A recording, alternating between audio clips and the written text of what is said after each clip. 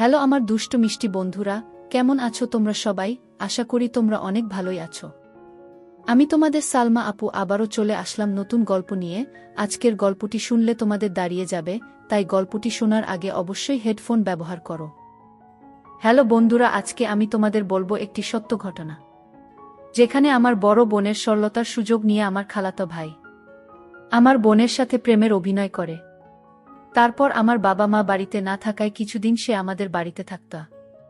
একদিন রাতের বেলায় আমার বোন যখন ঘুমন্ত অবস্থায় ছিল, তখন সে চুপি চুপি লুকিয়ে গিয়ে সে আমার বোনের সাথে যা করল তা শুনলে বন্ধুরা তোমাদের মাথা গরম হয়ে যাবে, আর তোমরা হাপের কাজ করতে বাধ্য হবে। তাহলে চলুন বন্ধুরা, গল্পটি শুরু করি। গল্পটি শুরু করার আগে বন্ধুরা, তোমাদের নিকট আমার বিশেষ অনুরোধ, দয়া করে তোমরা আমার চ্যানেলটি সাবস্ক্রাইব করে আমাকে সাপোর্ট করবা। নবম শ্রেণীতে পড়ুয়া আমার বড় বোনকে খালাতো ভাইয়ের সাথে একা বাসায় রেখে 15 দিনের জন্য বাবা মা বেড়াতে যায়। শপিং করতে অনেক জায়গায় ঘোরাঘুরিও করেছিল। 15 দিনের শপিংও করেছিল অনেক। চতুর্থ শ্রেণীতে পড়ুয়া আমাকেও বাবা মা সাথে করে নিয়ে যায়। বড় আপাও যাওয়ার জন্য অনেক বায়না ধরেছিল। মায়ের পায়ে পর্যন্ত ধরেছিল তাকেও সাথে নেওয়ার জন্য। কিন্তু বড় আপাও ছিল ভীষণ মেধাবী, তাই মা বলেছিল 15 দিনে লেখাপড়ার অনেক ক্ষতি হয়ে যাবে। যদিও বর্তমানে 9-এ পড়ে, তবুও পরের বছর এসএসসি পরীক্ষার ভালো প্রস্তুতির জন্যই মা বাবা বড় আপাকে সাথে নেয়নি।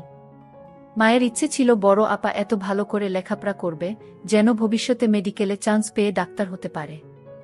সেদিন বেড়াতে যাওয়ার জন্য বড় আপা সে কি কান্না! যাওয়ার সময় আপার কান্না দেখে আমারও কান্না চলে এসেছিল। মা বলেছিল, বড় বোনের জন্য মায়া দেখাতে গেলে তোকে ও রেখে যাব। আমার চাকরিজীবী মা একটু বেশিই কঠোর ছিল। বেড়াতে গিয়ে অনেক মজা হয়েছিল। বিশেষ করে বাবা মা অনেক আনন্দ করেছিলেন। কিন্তু কে জানত এই আনন্দেই তাদের জীবনের সবচেয়ে বড় দুঃখ এনে দেবে। আমিও কিন্তু কম আনন্দ করিনি। এটাও মনে হতো আমি একদিন আমার স্বামীর সাথে ঘুরতে আসব, কিন্তু কখনো কখনো স্বামীর পরিচয় নিয়েও যে মানুষ প্রতারণা করে, এটা আমার জানা ছিল না। আর জানা ছিল না মিছিমিছি স্বামীর অধিকার নিয়ে কেউ সামনে আসতে পারে এটাও। আমার নাম রাধিকা। বর্তমানে আমি একজন চিকিৎসক। আমরা দুই বোন। আমার বড় বোনের নাম রাইসা। আমার মা একজন স্কুল শিক্ষিকা আর বাবা ব্যবসায়ী ছিলেন। আমাদের দুই বোনের মধ্যে আমার বড় আপা একটু বেশি মেধাবী ছিল। ক্লাস 5-এ আপা ট্যালেন্ট পুল বৃত্তিও পেয়েছিল। তখন দেখতেও অপূর্ব সুন্দরী ছিল। আমরা যখন বেড়াতে যাই তখন আমাদের বাসায় মোবাইল ফোন ছিল না। একটা ল্যান্ডফোন ছিল আমাদের বাসায়। কিন্তু ঘুরতে যাবে বলে যে ব্যাগ গুছানো সে কি তাড়াটাই না ছিল। বাবা মায়ের কয়েকদিন ধরে নষ্ট হয়ে থাকা ল্যান্ডফোনটা ঠিক করে যাওয়ার সময়ও বাবা মা আর পেল কোথায়। তাই বেড়াতে গিয়ে বড় আপার সাথে আমরা কোনো যোগাযোগ করতে পারিনি। আমরা যদিও সেখানে আমাদের আনন্দের কোনো কমতি রাখিনি। আর হ্যাঁ, বড় আপার জন্য কাপড় চোপড় কিনতে ও একদম ভুলে যায়নি।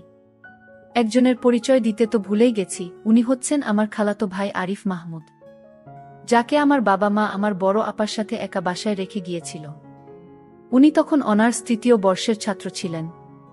এমন ভালো ছেলে দুনিয়াতে আর একটাও ছিল না। যদিও সেটা আমার বাবা মা খালাদের চোখে ছিল, কিন্তু আমার চোখে ছিল না।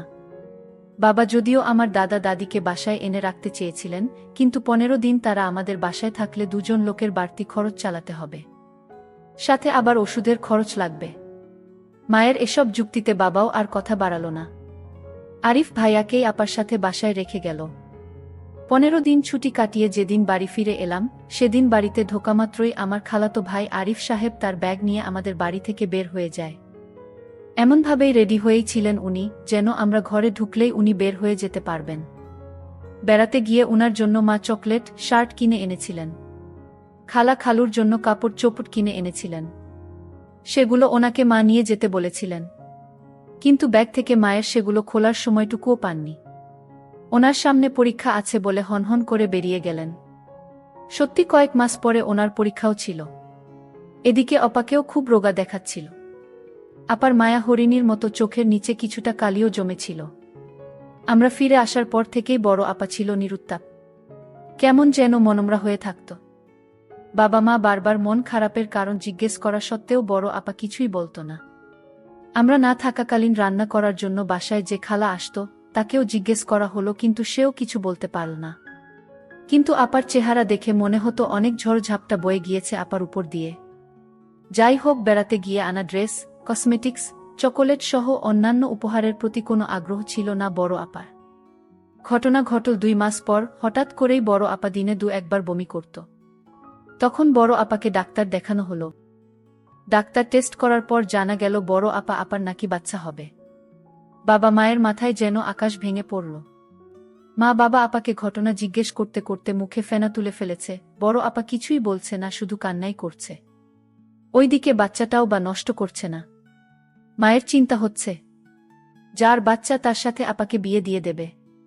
বড় আপাকে যখনই ঘটনা জিজ্ঞেস করা হয় সে তখনই প্রচণ্ড ভয়ে কান্না শুরু করে দেয়। বড় আপার কখনো বিয়ে, বাচ্চা হওয়া এই বিষয়গুলো সম্পর্কে পরিষ্কার কোনো ধারণা ছিল না। এবার বাবা চেষ্টা করল বড় আপার কাছ থেকে ঘটনা জানতে। বাবা কিছুটা নরম হয়ে আবার ঘটনা জানতে চাইলে বড় আপা চিৎকার দিয়ে বলে উঠল, আমাকে না জানিয়ে তোমরা আমার বিয়ে দিয়েছিলে কেন? তোমরা তো বলেছিলে আমি লেখাপড়া করে ডাক্তার হব। সেখানে এত ছোট বেলায় বিয়ে দিয়ে কেন রেখে গেছ? এ কথা শুনে বাবা মার হাত পা যেন অবশ হয়ে যাচ্ছিল। বাবা মা জিজ্ঞেস করল, এমন মিথ্যা তোকে কে বলেছে যে তোকে আমরা বিয়ে দিয়েছি? বড় আপা বলে, সে মিথ্যা বলেনি, তার কাছে আমাদের বিয়ের কাগজ ছিল। আমি নিজের চোখে আমার বিয়ের কাগজ দেখেছি। এবার বাবা মা জিজ্ঞেস করে, আমরা যাওয়ার পরে কেউ কি তাকে জোর করে বিয়ে করেছে? সেই বিয়ের কাগজ বা কোথায়? আমাদের কাগজটা দেখা। বড় আপা বলল, না, তোমরা যাওয়ার পরে আমার বিয়ে হবে কেন? তোমরাই তো আমাকে বিয়ে দিয়ে এখানে রেখে গেছ, স্বামী স্ত্রীর সম্পর্ক করার জন্য। এবার বাবা মা আরো অবাক হয়ে যায়। বাবা মা জানতে চাইল, তোর বিয়ের কাগজ কোথায়? স্বামী পরিচয় নিয়ে এসে তোর সর্বনাশ কে করে গেছে? এবার আপা বলল, বিয়ের কাগজ তো আমার হাউসব্যান্ড নিয়ে গেছে, আর সর্বনাশ কেন বলছো? এটা তো বৈধ। তখন মা জিজ্ঞেস করল, এসব ঘটনা কখন হয়েছে? আরিফ তখন কোথায় ছিল? আরিফকে কিছু জানাস না কেন? তখন এসব ঘটনার কথা বড় আপা চিৎকার দিয়ে বলে ওঠে, আরিফ ভাইকে জানাবো মানে? মা কিছু না বুঝলেও বাবা ঘটনাটা কিছুটা ধরতে পেরেছে। বাবা জিজ্ঞেস করল, সে হাতি তোর সাথে কিছু করেছে? হ্যাঁ, তোমরাই তো আরিফ ভাইয়ের সাথে আমাকে বিয়ে দিয়ে রেখে গেছ, স্বামী স্ত্রীর সম্পর্ক করার জন্য। বাবা মা জিজ্ঞেস করল, এসব মিথ্যা কথা তোকে আরিফ বলেছে? আপা উত্তর দেয়, মিথ্যে কথা কেন হবে? আরিফ ভাইয়া আমাকে বিয়ের কাগজ দেখিয়েছে, আর আরিফ ভাইয়া এসব কথা তোমাদেরকে জানাতে নিষেধ করেছে। তাহলে নাকি উনি আত্মহত্যা করবেন? তাই আমি প্রথমে তোমাদেরকে কিছুই বলিনি। মা এবার কান্না করতে শুরু করল। মা বলল, আরিফদের সাথে তো কোনোভাবেই তোর বিয়ে বা শারীরিক সম্পর্ক বৈধ না, কারণ শিহাবের সাথে আমাদের একটা অন্য সম্পর্ক আছে। এটা তুইও জানিস, আরিফ ও জানে। তারপরেও বড় আপাকে মা আবারও জিজ্ঞেস করল, আমরা যাওয়ার পরে কি আরিফ তোকে বিয়ে করেছে? বড় আপা তখন রেগে গিয়ে বলল, আর কতবার বলবো, এক কথা বারবারই তো বলছি যে তোমরা বিয়ে দিয়ে আরিফ ভাইয়ের সাথে আমাকে একা রেখে গেছো বাসর করার জন্য। এরপর আরিফ ভাইয়ের পরিবারকে ডেকে আনা হলো, সাথে দুই পক্ষের অন্যান্য আত্মীয় স্বজনকেও ডাকা হলো সেদিন। কিন্তু আরিফ ভাইয়া আসেনি, সে তার বাড়িতেই থেকেছে। খালা খালু তাকে ফোন করে জিজ্ঞেস করার পরে সে সব ঘটনা পুরো অস্বীকার করেছে। শুধু অস্বীকারই না, সে বলেছে কার সাথে এই সর্বনাশ করে এসেছে। এখন তাকে দোষ দেওয়া হয়। বিয়ের কাগজের কথা বললে সে বাবা মাকে বলেছে, তাহলে আপনার মেয়েকেই বলুন বিয়ের কাগজ দেখাতে। বড় আপার কাছে তো আরিফ ভাই কোনো কাগজ রেখে যায়নি। আপা কাগজ কোথা থেকে দেখাবে? তাছাড়া ধর্মীয় ও সামাজিকভাবে আরিফ ভাইয়ের সাথে বড় আপার বিয়ে বা শারীরিক সম্পর্ক কোনোভাবেই বৈধ না। এটা আরিফ ভাই জানত। আরিফ ভাইয়ের মতন প্রাপ্তবয়স্ক একজন ছেলের পক্ষে এই বিধান ভঙ্গ করার কথা নয়। সবাই আরিফ ভাইয়ের কথা সেদিন বিশ্বাস করেছিল, এবং বড় আপাকে পুরোপুরি নষ্ট মেয়ে সাব্যস্ত করা হলো। এরপর বড় আপার বাচ্চাটা নষ্ট করে ফেলা হলো। আত্মীয় স্বজন, পাড়া প্রতিবেশী সবাই ততদিনে এই ঘটনা জেনে গেছে। সবাই আমাদের সাথে দূরত্ব তৈরি করে নিল। বড় আপার কোনো বান্ধবী আর বড় আপার সাথে মিশত না। আর পুরুষের কথা কি বলব, অনেক পুরুষ মানুষই বড় আপাকে দেখলে মনে হয় যেন একটা পতিতা দেখত। ওদিকে যেসব ছেলে বড় আপার সাথে বন্ধুত্ব করতে চাইত তাদের একটাই উদ্দেশ্য ছিল হয়রানি করা। বড় আপা কখনোই আর কারো ফাঁদে পা দেয়নি। বড় আপা না পেয়েছিল আত্মীয় স্বজনদের কাছ থেকে একটু শান্তি, আর না পেয়েছিল বন্ধুবান্ধব প্রতিবেশীদের কাছ থেকে একটু স্বস্তি। স্কুলেও ছিল একই অবস্থা, যেখানেই যেত কোনো না কোনো পুরুষ অসৎ উদ্দেশ্য নিয়ে লাগাতে চাইত। আত্মীয় স্বজনের কোনো খুশির প্রোগ্রাম, স্কুলের কোনো প্রোগ্রামে বড় আপাকে সবাই ঘৃণার চোখে দেখত। বড় আপাও খুশির প্রোগ্রামগুলো যথাসম্ভব এড়িয়ে চলত। আপার জীবন থেকে যেন সব খুশি বিদায় নিয়েছিল। সায়েন্স গ্রুপের বেশি বেশি প্রাইভেট পড়তে হতো। প্র্যাকটিক্যাল ক্লাস করতে হয় বলে ঘরের বাইরেও একটু বেশিই থাকতে হয়। বাবা কিছুটা বুদ্ধি করে বড় আপাকে ইন্টারমিডিয়েটে আর্টস গ্রুপে ভর্তি করিয়ে দেয়। প্রতিনিয়ত মানুষের দেওয়া যন্ত্রণা থেকে মুক্তি দেওয়ার জন্য বিভাগীয় শহরের সরকারি মহিলা কলেজে আপাকে ভর্তি করিয়ে দেয়। বাবা আপাকে মহিলা কলেজের আবাসিক হলে উঠিয়ে দিল। এবার বুঝিয়ে আবার একটু শান্তি হবে। কিন্তু না। ক্লাস 5-এ ট্যালেন্ট পুলে বৃত্তি পেয়ে আপা যে হয়ে গিয়েছিল এলাকার নামকরা স্টুডেন্ট, পাশাপাশি চেহারাও ছিল নাটোরের বনলতা সেনের মতো। পরবর্তীতে নষ্টা ধর্ষিতা মেয়ে হিসেবে তাকে কি আর মানুষের চিনতে ভুল হয়? সেই মহিলা কলেজ এবং কলেজের আবাসিক হলেও তো আমাদের এলাকার মেয়েরা ছিল। তারা আমাকে চিনতে ভুল করল না। তাদের মাধ্যমে এক কান দু কান করে ঘটনা অনেকেই জেনে গেল। আবার শান্তি পেল কই? ইন্টারমিডিয়েট পাশ করার পরে আপাকে ইডেন কলেজে ইংরেজিতে অনার্স এ ভর্তি করিয়ে আগের মতোই আবাসিক হলে উঠিয়ে দেওয়া হলো। এবার তো আমাদের বিভাগ থেকে অনেক দূরের শহরে পাঠিয়ে দেওয়া হলো। কলেজে ক্লাস করে একরকম ভালোই চলছিল, আবার কিন্তু কথায় আছে না, অভাগা যেদিকে যায় সাগর শুকিয়ে যায়। অনার্স ফার্স্ট ইয়ারটা ভালো গেলেও সেকেন্ড ইয়ারের শুরুতেই আমাদের এলাকার মেয়েরা আমাকে আবিষ্কার করে ফেলে। এবং কেউ কেউ আবাসিক হলের মেয়েদের কেউ বড় আপার ধর্ষিতা হওয়ার ঘটনাটা জানিয়ে দেয়। সেই ঘটনা হাঁটি হাঁটি পা পা করে ইংরেজি ডিপার্টমেন্টের সেকেন্ড ইয়ারের কোনো কোনো মেয়ের কানেও চলে যায়। আবারও সেই যন্ত্রণায় আপার সঙ্গী হয়ে রইল। এরপরে জেলা শহরের ঠিকানা দিয়ে বড় আপার প্রাইমারি নিয়োগ পরীক্ষায় অংশগ্রহণ করে। বড় আপার চাকরিও হয়। বড় আপা কোথায় চাকরি করে সেটা এলাকার কাউকে জানানো হয় না। উপজেলা থেকে আমাদের জেলা শহরের দূরত্ব 22 কিলোমিটার হলে হবে কি, বড় আপার অতীত জীবন তার স্কুলে যেতে 22 মাসও সময় নিল না। সেই ভয়ঙ্কর অতীত কিভাবে যেন স্কুলে গিয়েও হাজির হল। বিষাক্ত ঘটনার দুঃসহ অতীত যে কিছুতেই আপাকে মুক্ত করল না। আরিফ সাহেবের কথা বলতে তো ভুলেই যাচ্ছি আমরা। চলে যাওয়ার দিন বন্ধুর ফোন ফ্যাক্সের দোকান থেকে টাইপ করে একটা মিথ্যা ম্যারেজ পেপার তৈরি করে এনে বড় আপাকে দেখিয়েছিল। আরিফ ম্যারেজ সার্টিফিকেট লিখে দুজনের নাম পরিচয় দেওয়া সাধারণ একটা কাগজ ছিল। সেটা নবম শ্রেণীতে পড়ুয়া আমার আপা সেদিন এর আগে কখনোই ম্যারেজ পেপার দেখেনি। ম্যারেজ পেপারটা যে ভুল ছিল সেটা আপা না বুঝলেও এটা কিন্তু আপা ঠিকই বুঝেছিল যে শিহাবের সাথে আপার কোনো বৈধ সম্পর্ক কোনোভাবেই হওয়ার নয়। কিন্তু সেদিন আরিফ যে সব বিধিবিধান নিয়ে আপাকে মিথ্যা ব্যাখ্যা দিয়েছিল একা বাসায় দিনের পর দিন, আপাও ছিল নিরুপায়। উল্টে ভয় দেখিয়েছিল আরিফ। শিহাবের জীবনেও অনেক বড় একটা ঘটনা ঘটে গেছে ইতিমধ্যে। সেদিন আরিফ ঘটনা অস্বীকার করার পরেও আমার বাবা মা মামলা করতে চেয়েছিল, কিন্তু বাধা হয়ে এসেছিল শিহাবের মা বাবা। তারা আমার বাবা মাকে রীতিমতো ভয় দেখিয়ে মামলা থেকে বিরত রেখেছিল। আমার নানা বাড়ির মানুষ ও একমাত্র নাতি সিহাব এ ব্যাপারে নিরপেক্ষ ছিল। বাবা মা সেদিন ছেড়ে দিলেও সৃষ্টিকর্তা কিন্তু ছেড়ে দেয়নি। ঠিক 2 বছর পরে আরিফ প্রেম করে ফুফাতো বোনকে বিয়ে করে। বিয়ের 7 মাস পরে স্ত্রী বাচ্চা হবে এমতাবস্থায় অনার্স প্রথম বর্ষের পড়ুয়া চাচাতো বোনকে আরিফ নষ্ট করে। এবার চাচা ফুফু দুজনেই শিহাবের বিরুদ্ধে চলে যায়। তাদের করা ধর্ষণের মামলায় শিহাবের জেল হয়।